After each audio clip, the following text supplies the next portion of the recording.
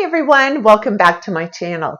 Today we are diving into a fascinating and often overlooked topic, how female narcissists use pity to gain power and control over the lives of others.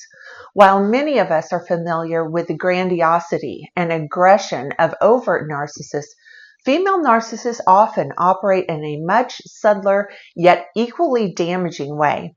They don't necessarily rely on intimidation or overt dominance to manipulate, as many of the overt male narcissists do.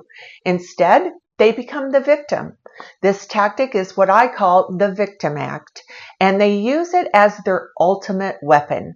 So stay tuned, because in today's video, we are going to break this strategy of theirs down and uncover how this manipulative tactic works step by step. But first, if you're new to my channel, I'd like to take a moment and welcome you and invite you to please subscribe and be sure and hit that notification bell, because I put out new videos every week.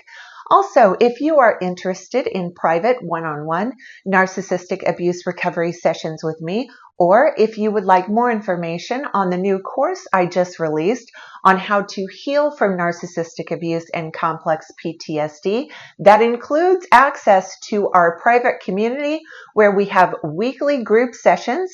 You can find both links in the description below. So today we are talking about the female narcissist and how she uses what I call the victim act, meaning using pity as a domination and control tactic to get other people to do the things she wants them to do. So first, let's talk about why this tactic is so effective. Humans in general are naturally empathetic. Most people are wired to help others in distress. And to further complicate matters, narcissists typically target people who are highly empathetic, meaning they are particularly vulnerable to this manipulation tactic. And female narcissists know this and exploit it to its fullest. They craft stories where they're always the ones being wronged, whether it's by a partner, a friend, a family member, or by life itself.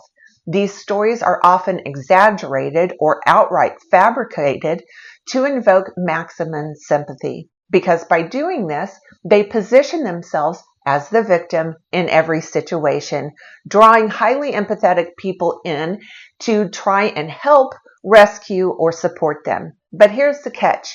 Their victimhood is not genuine. It's a smokescreen designed to distract you from their true motives, which is to control, manipulate, and keep you emotionally tethered to them. So how exactly does this work in relationships, you might ask? Let me give you an example. Imagine being in a romantic relationship with someone who constantly recounts their traumatic past. They might tell you about being betrayed by an ex, being abandoned by their family, or enduring unimaginable hardships. And at first, your heart probably aches for them, and you may even feel compelled to step in and be their savior. But as time goes on, you start to notice a pattern, because their hardships never seem to improve. No matter how much you give or how hard you try to help, and if you point out inconsistencies in their stories or express your own needs, God forbid, they completely twist the narrative. Now suddenly you're the bad guy for being insensitive, unkind, or even abusive. And slowly over time, you find yourself walking on eggshells more and more, always trying to prove you're not like the people who hurt them before. And this is how they gain control, by making you feel responsible for their happiness and well-being. Once they get you to believe that you are responsible for their welfare, they know they've got you. They have you right where they want you. So now let's talk about accountability, or the lack of it. One of the most dangerous aspects of this tactic is how it allows female narcissists to avoid taking responsibility for their actions. Everything becomes someone else's fault. If they lash out at you, it's because they became triggered about a past trauma. If they fail to meet their obligations, it's because they were just too overwhelmed. And you're left feeling guilty for even thinking about holding them accountable. However, over time, this dynamic erodes your self-esteem and your confidence.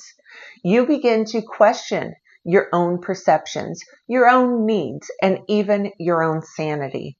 This is the hallmark of their manipulation. They make you feel like you're the problem, even when all you've done is try and help them. Another layer to this is the way female narcissists use pity to divide and conquer.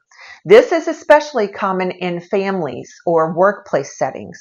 They tell one person a story where they're the victim of someone else, then go to that someone else and tell a completely different version of the story. And the result? Chaos. Complete and utter chaos. The people around them start to mistrust each other, focusing all their energy on untangling the drama. Meanwhile, the female narcissist sits at the center of it all, untouched, as the poor victim everyone rallies around. It's a brilliant, albeit toxic, way of maintaining control and ensuring that no one has the clarity to challenge her. So what can you do if you recognize this pattern in your life? The first step is awareness. Understand that their victimhood is not a reflection of reality. It's a strategy, a carefully constructed illusion designed to manipulate you. Start setting boundaries. You are not responsible for fixing their lives or healing their wounds. And most importantly, don't be afraid to seek support. Female narcissists are masters at isolating their targets, making you feel like no one else understands. But trust me, you are not alone and there is help available. Whether it's through therapy, support groups, or communities like ours, you can regain your confidence and take back control of your life. Okay, that's going to do it for today's video. Thank you for watching. If you found this video helpful, please like, share, and subscribe. And if you've experienced this kind of manipulation, share your story in the comments below. I'd love to hear from you. Together, we can shed light on these toxic behaviors and empower each other to heal and thrive. Until next time, take care of yourself and remember, you deserve peace, not pity games.